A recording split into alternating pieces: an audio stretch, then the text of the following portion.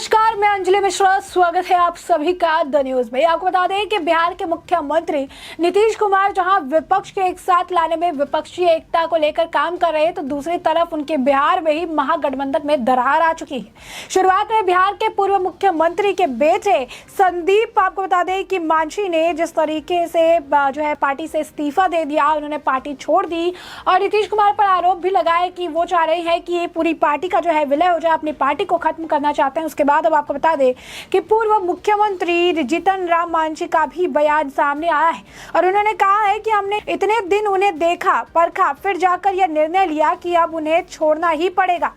यह जनता की आवाज थी। नीतीश कुमार को हमने अपनी बातें कही। उन्होंने कहा कि पार्टी में आ जाए या फिर पार्टी से चले जाए, चाहे ललन सिंह हो, तेजस्वी यादव हो या नीतीश कुमार हो, मुझे किसी से व्यक्तिगत परेशानी नहीं है, लेकिन जनहित के साथ समझौता नहीं होगा। तो यह जीतन राम मांझी का बयान है जो इस वक्त सामने आया है।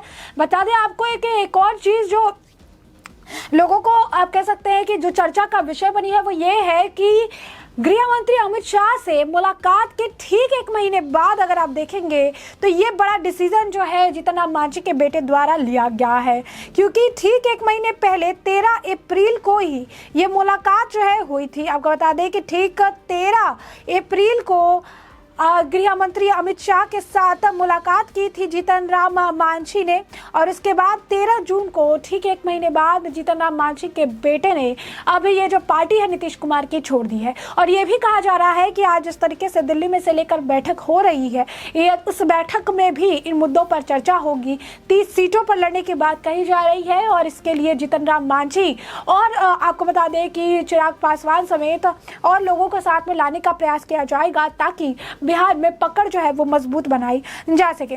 इसी बीच आपको बता दें कि तेजस्वी यादव का भी बयान सामने आया। जिस तरीके से गठबंधन में दरार की खबरें हैं, उस बीच आपको बता दें तेजस्वी यादव ने भी कहा कि नीतीश कुमार ने जीतन राम मांझी को हमेशा आगे बढ़ाने का काम किया है, हमेशा उन्होंने आगे बढ़ाया, लेकिन अब वो गठबंधन का हिस्सा नहीं है। और क्या कुछ कहा उन्होंने, यहाँ सुनिए। मांझी जी को आदरणीय मुख्यमंत्री नीतीश कुमार जी ने आगे बढ़ाने का काम, यहाँ तक बिहार का मुख्यमंत्री भी बना और पहले हम लोगों के साथ भी हम लोग के गठबंधन में थे पूर्व, तो हम लोग अपने कोटे से एमएलसी भी बनाए थे संतोष मांझी जी को, और माननीय मुख्यमंत्री जी ने मांझी जी को मुख्यमंत्री बनाया और संतोष जी को मंत्री बनाया। तो कभी भी जो है कोई ये नहीं कह सकता कि सम्मान जो है इन्होंने नहीं दिया। हमेशा बढ़ चढ़ करके जितना हो सकता था उनको जो है हमेशा सम्मान देने का काम किया। जब पुनः हम लोग महागठबंधन में आए तो हम लोग सब लोग साथ लेकर के अब लेके आए, उसमें भी संतोष जी जो हैं मंत्री बने रहे। लेकिन जब बात हुई है जो ललन बाबू जी कह ही रहे हैं, विजय चौधरी जी ने साफ तौर पे चिट्ठी दिखा ही दिया। उसमें साफ तौर पे लिखा है कि निजी कारणों के वजह से जो है अब साथ नहीं चल सकते। साथ नहीं चलने का मतलब तो यही हम लोग समझते हैं, पॉलिटिकल लोग यही लोग सब लोग जानते हैं कि इसका मायने क्या है। अब वहाँ क्या है, उनका क्या सोच है, इस पे तो हम नहीं कह सकते, लेकिन जो चिट्ठी में जो लिखा है तो इसमें तो बातें एकदम स्पष्ट है कि महागठबंधन का वो अंग नहीं है, रहना चाहिए। तो जैसा कि आपने सुना कि तेजस्वी यादव का भी बयान जो है सुनने के लिए मिल रहा है। उन्होंने कहा कि नीतीश कुमार ने मुख्यमंत्री बनाया, उनके बेटे को मंत्री बनाया, उन्हें आगे बढ़ाने का काम किया है, उन्हें पूरा सम्मान दिया गया है। कोई ये नहीं कह सकता है कि उन्हें सम्मान नहीं मिला है, लेकिन अब वो पार्टी पर नहीं रहना चाहते हैं। वो कह रहे हैं कि हमारे रास्ते अलग है, तो हमें जाना है, तो हमने छोड़ दिया है। भैया आपको बता दें कि ललन सिंह का भी बयान था। उन्होंने जो एक तरह से एक बहुत ही आप कह सकते हैं अलग तरीके की टिप्पणी की। उन्होंने कहा कि विलय की बात पर जब सवाल पूछा गया और कहा कि ये कहा जा रहा है कि उन्होंने पार्टी इसी वजह से छोड़ी, संतोष जो आपको बता दें कि नाम जो सामने आ रहा है कि संतोष सुमन ने इस्तीफा इसी वजह से दिया क्योंकि पार्टी का विलय करने की बात कही जा रही थी। तो इस पर ललन सिंह का बयान था कि कितने दिनों तक छोटी छोटी दुकानें चलेगी, अगर विलय करना है, वो अकेले कह रहे हैं कि नहीं करना है तो जा सकते हैं, हम क्या कर सकते हैं, हम रोक नहीं सकते हैं किसी को। तो नीतीश कुमार की कैबिनेट में संतोष सुमन के इस्तीफे के बाद से बिहार की राजनीति में जो घमासान है वो मचा हुआ है। अब जन स्वराज यात्रा पर निकले प्रशांत किशोर ने भी इस मामले को लेकर तंज कसा और जीतन राम मांझी को लेकर कहा कि वो सिर्फ अपने बेटे को सीएम जो है बनाना चाहते हैं। अब खेल जो है पासा जो है, अगर आप कहेंगे गेंद जो है एक दूसरे के पाले में जो है फेंका जा रहा है। अब ये कहा जा रहा है कि बीजेपी के लिए गेन हो सकता है। सूत्रों के हवाले से ये भी खबर है कि जीतन राम मांझी के साथ जो है अब एक नया जो गठजोड़ करने का प्रयास किया जा रहा है, एक नया एंगल जो है निकलकर सामने आ रहा है और आने वाले समय में जीतन राम मांझी के लिए आप कह सकते हैं कि एक फायदे का, आप कह सकते हैं कि यहाँ पर एक डील जो है मिल सकती है। तो जीतन राम मांझी पर नीतीश के विधायक भी जो है बरसे, रत्नेश सदा जो है वो ही कहते नजर आए, यानी पार्टी से अलग होने के बाद भी सामने आए, भी बेटे ने इस्तीफा दिया और इसके बाद से अगर आप देखेंगे तो मांझी को लेकर बयानबाजी भी उनकी पार्टी से शुरू हो गई है। नीतीश कुमार की पार्टी के विधायक कहते हैं कि मांझी ने सिर्फ अपने परिवार का भला किया और किसी का भला नहीं किया, तो जनहित की बात ना करे। इस तरीके से हम जो है अलग होने के बाद से बिहार में बड़ा मौका जो है देख रही है बीजेपी और गिरिराज ने भी बैठक बुलाई है। जीतन राम मांझी ने भी 18 जून को जो है अगला फैसला करेंगे। ये कहा जा रहा है कि 18 जून का ये जो मीटिंग उन्होंने बुलाई है, 18 जून को जो फैसला करने की बात कह रहे हैं, 18 जून को कुछ बड़ा जो है देखने के लिए मिला है। क्योंकि नीतीश कुमार हो, तेजस्वी यादव हो, उन्होंने कहा कि किसी से भी उनकी व्यक्तिगत परेशानी नहीं है, लेकिन जनहित के साथ समझौता वो नहीं करना चाहते हैं। उन्होंने ये भी बताया कि नीतीश कुमार ने मुझसे कहा है कि पार्टी में आ जाओ या फिर पार्टी से चले जाओ, तो यहाँ पर भी उन्हें काफी अपमानित महसूस हुआ है।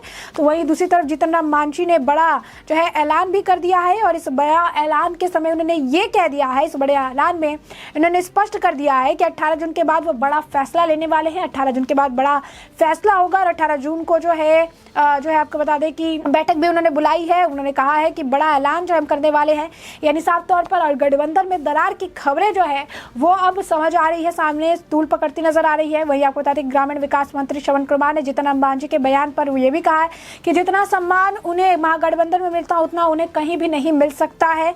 तो वहीं आपको बता दें कि अब पार्टी के जो राष्ट्रीय प्रवक्ता है हम पार्टी के श्याम सुंदर शरण ने बताया है कि महागठबंधन के बाहर होने के बाद अब जीतन राम मांझी पार्टी के भविष्य पर जो है फैसला करेंगे। मांझी ने 18 जून को हम की राष्ट्रीय कार्यकारिणी की बैठक जो है बुलाई है और उन्होंने कहा है कि बैठक में भविष्य की रणनीति पर चर्चा होगी। उन्होंने ये भी कहा है कि हम के पास राजनीतिक विकल्प की कमी नहीं है, जीतन राम मांझी के साथ जनाधार है। तो साफ तौर पर एक तरह से जिस तरीके की बयानबाजी की जा रही है वहां से भी वो स्पष्ट कर रहे हैं कि किसी तरीके की कोई कमी नहीं है यहाँ पर जो है हम चाहते हैं अगर अपने हिसाब से करना तो हम अपने हिसाब से कर सकते हैं। बहुत सारे विकल्प जो है मौजूद है। अगर नीतीश कुमार को लगता है कि उनकी पार्टी से चला जाना या उनकी पार्टी के साथ अगर हम नहीं है तो हमारे पास कोई दूसरा विकल्प नहीं है, तो ऐसी कोई बात नहीं है, बहुत सारे विकल्प है ही। वही आपको बता दें कि बिहार के पूर्व सीएम और हम के प्रमुख जीतन राम मांझी ने यह भी कहा है कि जो जिस तरीके का रवैया जो अपना रहे हैं वो भी जो है सही नहीं है। उन्होंने साफ तौर पर कहा है कि हमने इन्हें इतने दिनों से देखा है, परखा है और फिर जाकर निर्णय लिया है कि अब इन्हें छोड़ना ही पड़ेगा। और इसी वजह से आप कहिए कि ललन सिंह का भी बयान है कि छोटी छोटी दुकानें कहाँ चलेगी। उनके इस बयान को लेकर भी कहा जा रहा है कि आखिर ये कितना छोटा जो है समझते हैं दलित वोट बैंक है, उसके लिए भी उनकी अगर आप कहेंगे कि जो आप रणनीति है या कहिए कि बयान देने का तरीका है ये बहुत गलत है। वही इस पूरे मामले पर जो है जिस तरीके से इस्तीफा दिया गया है, संतोष कुमार सुमन ने जिस तरीके से मंत्री पद से इस्तीफा दिया, उसके बाद भाजपा के प्रदेश अध्यक्ष सम्राट चौधरी भी इस मामले को लेकर बोलते हैं। उन्होंने कहा कि पहले जब जीतन राम मांझी मुख्यमंत्री थे तब भी उनका अपमान हुआ और अब उनके बेटे के साथ भी यही हो रहा है। नीतीश कुमार दलित विरोधी है और महागठबंधन हमेशा दलित का अपमान करते रहता है। अब देखिए दलित का एंगल भी जो है निकलकर सामने आ रहा है, जीतन राम मांझी के भी बयान सामने आ रहे हैं और साफ तौर पर जो 18 जून की बात कही जा रही है उसे लेकर भी काफी कुछ कहा जा रहा है। क्योंकि जीतन राम मांझी ने गृह मंत्री अमित शाह से मुलाकात की थी। अब कई सारे ऐसे रिपोर्ट्स भी सामने आ रही है कि किस तरीके से आज जो बैठक हो रही है उसमें काफी कुछ चर्चा हो रही है। चर्चा ये भी हो रही है कि चिराग पासवान के साथ साथ एक जो है दलित एक चेहरा है, दलित एक नेता है जीतन राम मांझी, अगर वो भी साथ आते हैं तो बीजेपी को इससे बेहद ज्यादा फायदा होगा। और इसी तरीके से जो पूरी रणनीति है इसे तैयार किया जा रहा है, एक साथ लाने का प्रयास किया जा रहा है। लेकिन दूसरी तरफ तेजस्वी है वो बयान दे रहे हैं, ललन सिंह बयान दे रहे हैं, लालू प्रसाद यादव की पार्टी जो है वो बयान दे रही है, नीतीश कुमार जो है उनका रवैया काफी अलग थलग देखने के लिए मिल रहा है। तो साफ तौर पर अगर आप देखेंगे तो विपक्ष के साथ गठबंधन की बात करने वाले नीतीश कुमार खुद बिहार में अपना महागठबंधन नहीं बचा पा रहे हैं और विलय को लेकर जो बात है ये खींचतान शुरू हो चुकी है। पार्टी जो है टूट चुकी है, महागठबंधन जो है टूट चुका है और बीजेपी के लिए ये एक बेहतर विकल्प के तौर पर देखा जा रहा है। बीजेपी इसमें एक बेहतर विकल्प जो है देख पा रही है। जीतन राम मांझी की पार्टी भी कह रही है